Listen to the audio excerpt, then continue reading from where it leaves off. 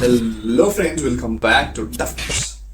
So നമ്മൾ ഇന്ന് പറയാൻ പോകുന്നത് സജിൻ ചെറുകയിൽ കഥാ തിരക്കഥ എഴുതി ഗിരീഷ് ഏടി ഡയറക്ട് ചെയ്ത് നെസ്ലിൻ ഹീറോ അല്ലെങ്കിൽ മെയിൻ ക്യാരക്ടർ ചെയ്ത 1 മണിക്കൂർ 55 മിനിറ്റ് ദൈർഘ്യമുള്ള ഒരു മലയാള സിനിമയെ കുറിച്ചാണ്. സിനിമയുടെ പേരാണ് ഐ ആം കാതൽ. നമ്മുടെ സോഫ്റ്റ്വെയറിന്റെ പ്രശ്നം പറ്റിയിട്ടുണ്ട് അപ്പച്ചാ. ബ്രാഞ്ചിലൊന്നും വർക്ക് ചെയ്യില്ല. എല്ലാ ബ്രാഞ്ചിലും സോഫ്റ്റ്വെയർ പ്രശ്നമാണ് നോക്കിക്കൊണ്ടിരിക്കുന്നുള്ളൂ.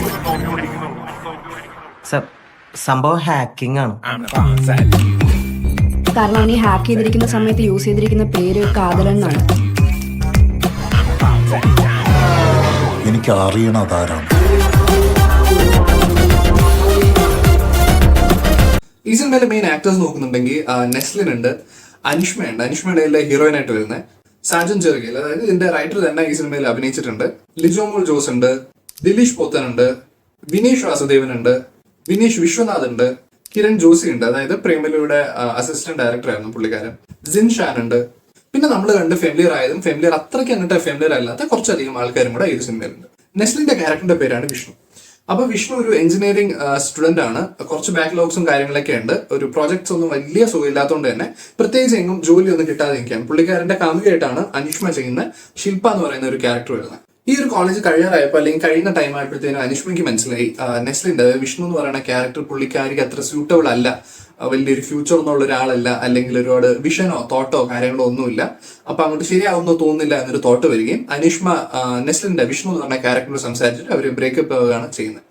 ബ്രേക്കപ്പ് പ്യോർലി ബ്രേക്കപ്പ് എന്ന് പറയാൻ പറ്റില്ല, അവര് ചെറിയ നമുക്ക് നോക്കാം എന്നുള്ള ഒരു സ്റ്റേജിൽ നിൽക്കുകയാണ്. അപ്പൊ ഇനി എങ്ങനെയാണ് അവർക്ക് റിലേഷൻഷിപ്പ് കണ്ടിന്യൂ ചെയ്യാൻ പറ്റുമോ, എന്തായിരിക്കും സംഭവിക്കുക, നെസ്ലിന്റെ ഒരു ക്യാരക്ടറിന് ജോലി കിട്ടുമോ ഇല്ലയോ എന്നുള്ള രീതിയിലാണ് ഈ സിനിമ സ്റ്റാർട്ട് ചെയ്യുന്നത്. അപ്പൊ ഈ ഒരു സിനിമയുടെ വേറൊരു ബേസ് ഒരു സംഭവം എന്താണെന്ന് പറഞ്ഞാൽ ടെക്നോ ക്രൈം, അതായത് ടെക്നോളജി റിലേറ്റഡ് ക്രൈം, അതായത് ഹാക്കിംഗ് റിലേറ്റഡ് ആണ് ഈ ഒരു സിനിമ.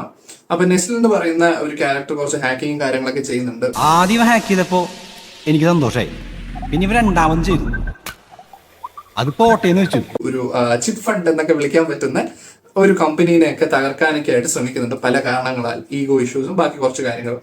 അപ്പൊ ആ ഒരു രീതിയിലോട്ട് എങ്ങനെയാണ് പോകുന്നത്, എന്താണ് അതിന്റെ കാരണം എന്നൊക്കെയുള്ള രീതിയിലാണ് ഈ സിനിമ സ്റ്റാർട്ട് ചെയ്യുന്നത്. വളരെ ചെറിയ ഒരു സ്റ്റോറി ലൈൻ, പക്ഷെ അത് ബ്രില്യന്റ് ആയിട്ട് ഈ ഒരു സിനിമയ്ക്ക് എന്താണ് വേണ്ടത് എന്ന് മനസ്സിലാക്കി തന്നെ അവരെടുത്ത് വെച്ചിട്ടുണ്ട്. കഥയും അതുപോലെ തന്നെ ഡയറക്ഷനും എല്ലാം തന്നെ ഗംഭീരമായിട്ട് വന്നിട്ടുണ്ട്.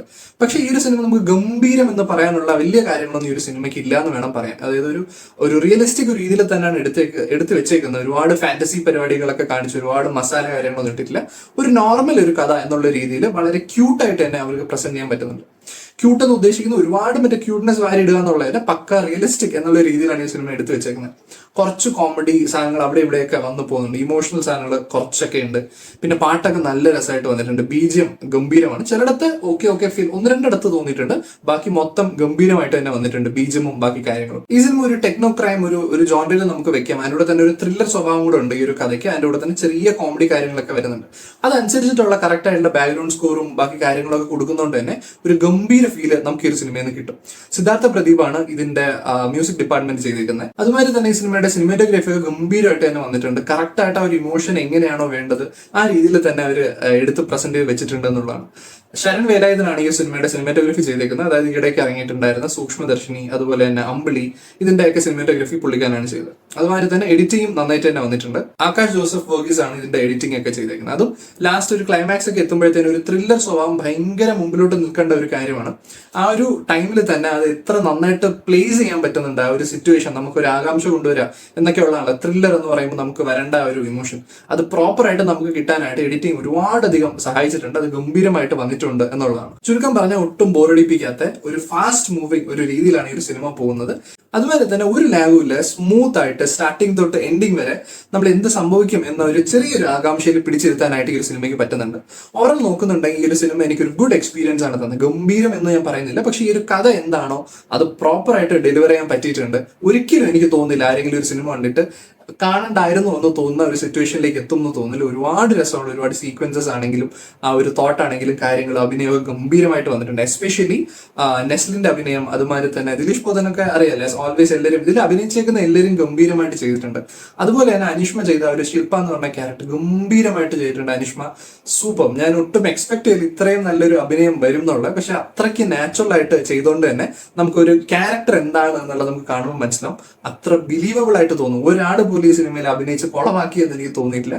ചിലവർ ഓക്കെ അല്ലെങ്കിൽ ഗുഡ് റേഞ്ചിൽ നിന്നു, ചിലവർ ഗംഭീരം എന്ന് പറയുന്ന രീതിയിൽ തന്നെ അഭിനയിച്ചിട്ടുണ്ട്. ഈ ഒരു ക്യാരക്ടർ എന്താണോ വേണ്ടത് അത് പ്രോപ്പർ ആയിട്ട് കൊടുത്തിട്ടുണ്ട്. നമുക്ക് ബിലീവബിൾ ഒരു രീതിയിലേക്ക് അത് കൊണ്ടുവരാം. ഈ സിനിമയെ കൊണ്ടുവരാനായിട്ട് അവരുടെ അഭിനയത്തിന് പറ്റിയിട്ടുണ്ട് എന്നുള്ളതാണ്. അപ്പോൾ ഓവറോൾ എനിക്കിതൊരു ഗുഡ് ഫിലിം എന്ന് എനിക്ക് ഉറപ്പായിട്ടും ഷുവറായിട്ടും പറയാൻ പറ്റുന്ന ഒരു രീതിയിൽ വളരെ സാറ്റിസ്ഫൈഡ് ആയിട്ടാണ് ഞാൻ ഒരു സിനിമ കണ്ടു കഴിഞ്ഞത്. അപ്പൊ നിങ്ങൾ ഈ ഒരു സിനിമ കണ്ടിട്ടുണ്ടെങ്കിൽ നിങ്ങൾക്ക് ഈ സിനിമ കണ്ടിട്ട് ഇഷ്ടപ്പെട്ടോ, 10ന് എത്ര റേറ്റിംഗ് കൊടുക്കും എന്ന് കൂടി താഴെ കമന്റ് ചെയ്യുക.